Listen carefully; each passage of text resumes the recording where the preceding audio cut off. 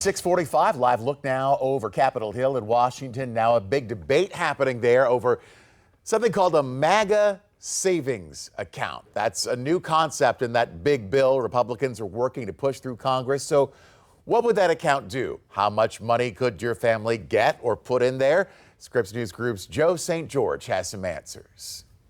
When you hear MAGA, perhaps you think of President Trump's political rallies or maybe even the red hats. But in the mega new tax bill recently introduced in Congress, MAGA describes savings accounts for kids. So what are they and how would they work? In this case, MAGA stands for Money Account for Growth and Advancement. It would give every American born in the next few years $1,000. The account would have some tax advantages and grow thanks to compounded interest. Family members, friends, and even employers could contribute up to $5,000 annually as well. Children could not access the money until they're at least 18. For kids born between 2025 and 2028, the government would actually make a $1,000 deposit into the account. Erica York is with the Tax Foundation and says that investments and savings accounts for young children are something many wealthier families have done for years, and this $1,000 pilot program would likely make it more mainstream.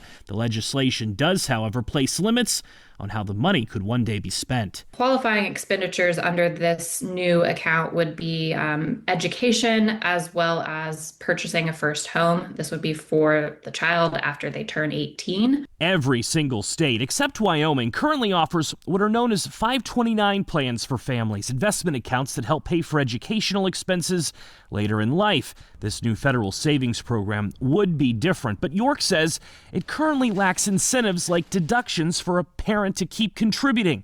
$1,000 in a savings account for 18 years without any additional contributions won't get you much. That won't go very far for college tuition or for a down payment for a home. On Capitol Hill, Texas Senator Ted Cruz has championed the idea of MAGA savings accounts for months and will likely be the main defender of the program as it gets scrutinized along with the rest of the tax bill in the coming weeks. While Democrats have not traditionally objected to policies like savings accounts for children, they are voicing concerns with how this tax bill is being paid for, mainly with cuts to Medicaid and the gutting of policies that are meant to help fight climate change. Joe St. George, Scripps News Group, Washington.